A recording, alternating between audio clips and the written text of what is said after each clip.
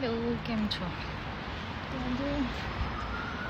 Weather ખરેખર સરસ છે, સની અને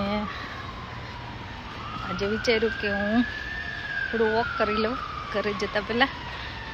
નાઇસ એક અહીંયા રીજન્સ પાર્ક છે, તો ચલો એની વિઝિટ કરીશું આપણે આજે. આખું સેન્ટ્રલ લંડન મારા કામેથી સીધો અહીંયા પાર્ક છે, આપણે પાર્કમાં જઈશું. લંડનમાં બ્લુ સ્કાય મળી જાય ને એટલે બધા ખુશ હોય કે એટલીસ્ટ ચલો વેધર નાઇસ છે અને બહાર નીકળવાની મજા આવે. અહીંયા છે ને મેપ હોય આવી રીતે, બહુ મોટા પાર્ક હોય એટલે ત્યાંથી ક્યાં જવું.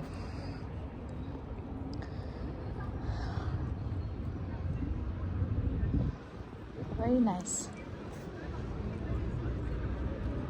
તો હું વિચારું છું કે અહીંયાથી અહીંયા જવું.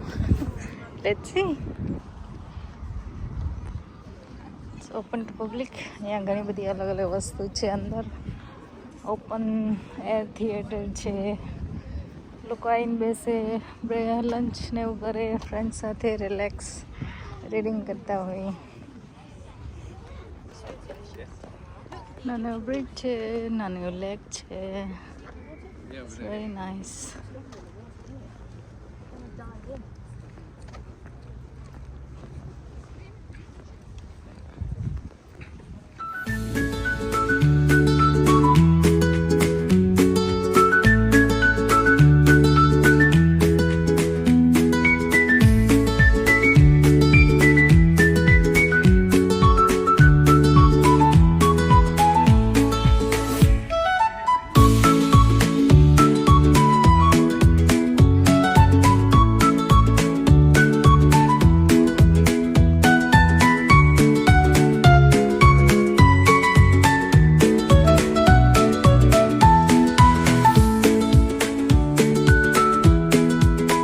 Turn left toward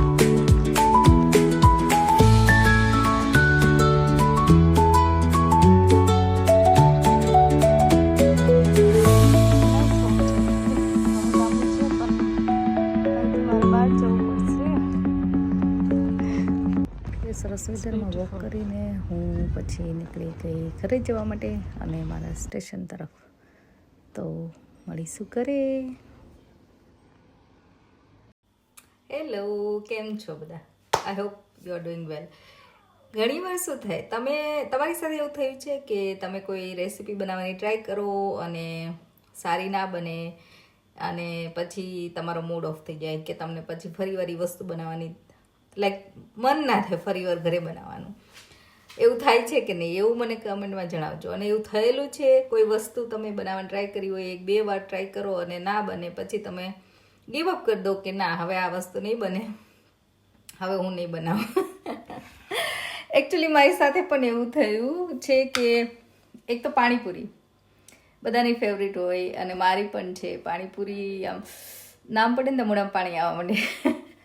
તો પાણીપુરીની પૂરી એકચ્યુઅલી મેં છે ને 2-3 વાર ટ્રાય કરેલી ઘરે બનાવવા માટે કે તો મેં પણ ઘણીવાર પાણીપુરીની પૂરી બનાવવાની ટ્રાય કરેલી, પણ બને સરસ, ફૂલી જાય, પણ પછી એ ઢીલી થઈ જતી હતી.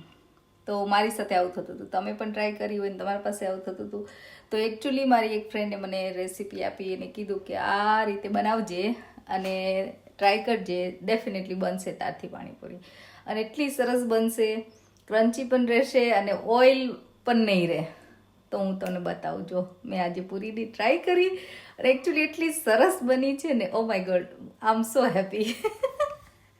તો પાણીપુરી બનાવવા માટે મેં અહીંયા રવો લઈ લીધો છે. કપથી થોડો ઓછો છે, મારી પાસે જે હતો એ મેં યુઝ કરી લીધો છે. અને એમાં આપણે 2 ટેબલ સ્પૂન મેંદો નાખીશું. That's it. બીજી કોઈ વસ્તુ એડ કરવાની નથી. એકદમ સરસ રીતે પહેલાં 2 લોટને મિક્સ કરવાના છે અને ગરમ પાણી, જે ઉકળતું પાણી હોય ને ગરમ, એવું ગરમ પાણી લેવાનું છે અને એનાથી લોટ બાંધવાનો છે. તો આમાં મેં સોલ્ટ કે સોડા કે કાંઈ પણ એડ કર્યું નથી. ખાલી 2 લોટ અને પાણી સાથે લોટ બાંધવાનો છે. અને લોટમાં પાણી પણ આજે 1/4 કપ 3/4 કપ રાખવાનો, એટલું નાખવાનું છે. અને તમે તોય પહેલાં નાખીને જોઈજો કેટલું જોશે, પણ એકદમ નાઇસ એન્ડ સોફ્ટ બનાવવાનું છે. ગરમ પાણી છે એટલા માટે હું સ્પૂનનો યુઝ કરું છું. અને ધીમે ધીમે આપણે એડ કરતા જઈશું અને બધું મિક્સ કરીશું.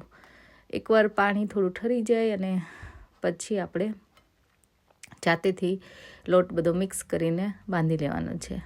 તો આ બધું સરસ રીતે મિક્સ થવા માંડ્યું છે લોટ, અને આ રીતે જો મેં મસળીને સરસ સોફ્ટ લોટ બાંધી દીધો છે.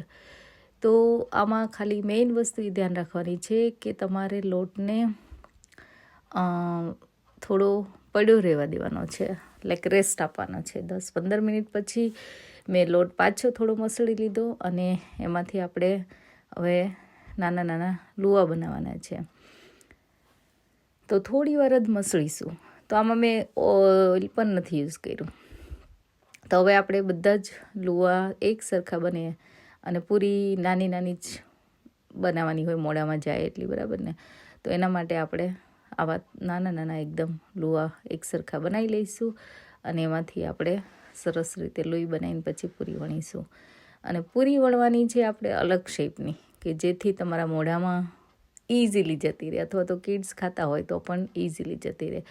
તો આ રીતે બધા લુવા બનાવી લીધા છે મેં, અને 2 હાથ વચ્ચે દબાઈને પણ બનાવી લીધા છે. અને મેં એક પૂરી વણીને આટલી પતલી વણવાની છે અને આટલી સાઇઝની, અને આવા ઓવલ શેપની બનાવવાની છે બધી પૂરી.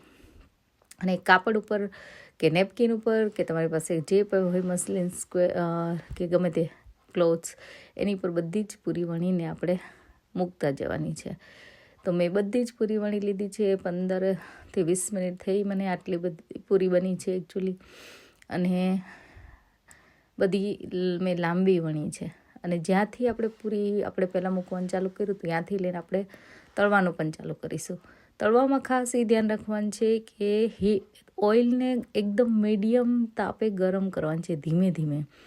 એકદમ ગરમ કરવાનું નથી. અને એ જ મીડિયમ તાપમાં તમારે પૂરીને આવી રીતે દબાઈને ફૂલાવવાની છે. અને 2 બાજુ ફેરવીને સરસ બ્રાઉન કલરની થાય ત્યાં સુધી થવા દેવાની છે. તો આ ધીમે ધીમે તેલમાં ગરમ હોય ત્યારે કરશો તો પૂરી અંદરથી સરસ રીતે તળાઈ જશે, અને ધીમે ધીમે તળેલી પૂરી ક્રન્ચી થશે, અને ક્રન્ચી લાંબા ટાઈમ સુધી રહેશે. તો જે મારો પ્રોબ્લેમ હતો કે પૂરી ઢીલી થઈ જતી હતી, એ પણ આ રીતે તળવાથી થશે નહીં. તો તમે જ્યારે પણ પૂરી તળો ત્યારે મેક શ્યોર કે તમે તેલને એકદમ ગરમ ના કરો, ધીમા તાપે ગરમ કરો, અને ધીમા તાપે જ તમે પૂરીને તળવાનું રાખો. તો પૂરી સરસ નાઇસ અને ક્રન્ચી બનશે, અને એનો ટેસ્ટ પણ સરસ આવે છે. તો આ એક ટિપ્સ પણ હતી પૂરી ક્રન્ચી રાખવા માટેની. તો ઘણા લોકો રોટી મેકર યુઝ કરતા હોય કે સોડા વોટર યુઝ કરતા હોય, ઘણી બધી અલગ અલગ વસ્તુથી લોકો બનાવતા હોય છે. પણ એકદમ સિમ્પલ 3 ઇન્ગ્રીડિયન્ટ સાથે આ પૂરી મેં બનાવી હતી, અને ખરેખર સરસ બની હતી. તમે જોઈ શકો છો, જો પૂરી એકદમ સરસ ક્રન્ચી થઈ છે, અને ઓઇલ પણ નથી, બરાબર ને. તો આ રીતે મેં પૂરી બનાવી અને સરસ રીતે બની. તો તમે પણ ટ્રાય કરજો. હું રેસીપી શેર કરું છું આગળ, તો પૂરી રેસીપી જોઈ લેજો. ખાલી 3 વસ્તુ સાથે આ પૂરી બને છે, અને સરસ બની છે. એકચ્યુઅલી પાણી બનાવવા માટે છે ને, મેં આવી મારી પાસે પુદીનો હોય ને ત્યારે હું અને આપણે ક્રશ કરીને હું ફ્રોઝન કરી નાખું. તો મેં આવો એક પીસ આમાં નાખી દીધો હતો, અને આ છે ધાણા અને મરચાં, આદું પીસી લીધું છે. હવે આપણે પાણીમાં એડ કરીશું, થોડું લેમન એડ કરીશું, અને સોલ્ટ, બ્લેક સોલ્ટ જે એડ કરવું પડે બધું કરવાનું છે. બટેકા મસ્ત બફાઈ જાય છે. ચણા આપણે લઈ લઈશું બોલ કરેલા, અને બધું સરસ રીતે પાછું મિક્સ કરીશું. એમાં આપણે સોલ્ટ, અને હું શું એડ કરું છું, કે આ જે પાણી માટેનો જે બનાવ્યો હોય મસાલો થોડું એ એડ કરી દો. સ્પાઇસી કેટલું રાખવું એ એના ઉપર છે તમારે. થોડું બ્લેક સોલ્ટ, થોડું નોર્મલ સોલ્ટ અને એકચુઅલી અમારી પાસે મસાલો છે જેમાં લાલ મરચું, સંચળ, કાળા મરીનો પાવડર, શું કહેવાય, ચાટ મસાલો બધું જ છે. તો આપણે થોડું એ પણ એડ કરીશું અને હવે બધું સરસ રીતે આપણે મિક્સ કરીશું.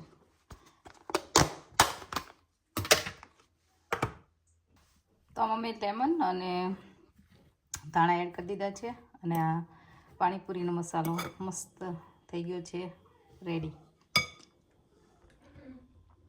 તો બધું થઈ ગયું છે રેડી.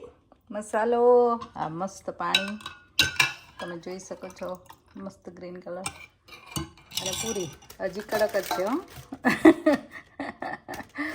તો ટ્રાય કરજો અને ચલો હવે ફટાફટ ખાઈ લઈએ અમે.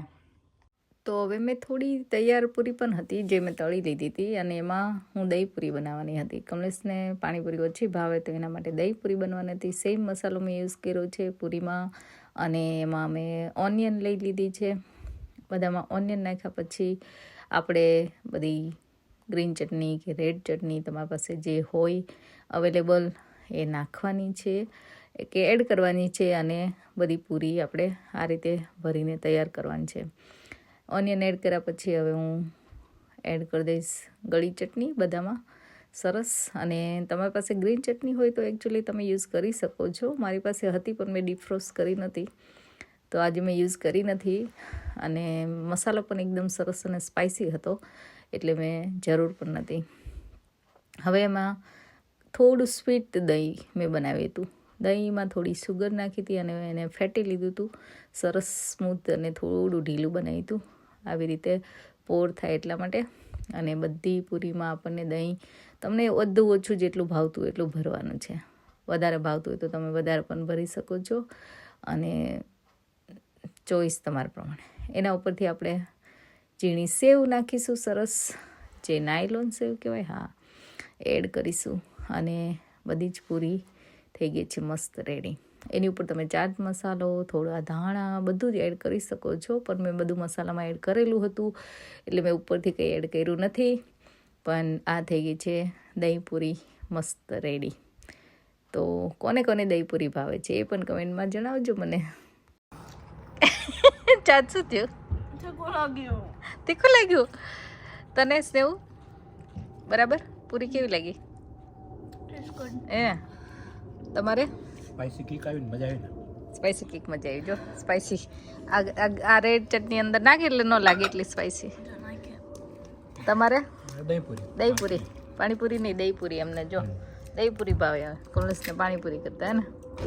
તો ચલો આજે પાણીપુરીનો પ્રોગ્રામ છે અને ઘરે બની છે પૂરી અને સરસ બની છે. તમે ટ્રાય કરજો ને બનાવજો ને ખાજો, બરાબર ને?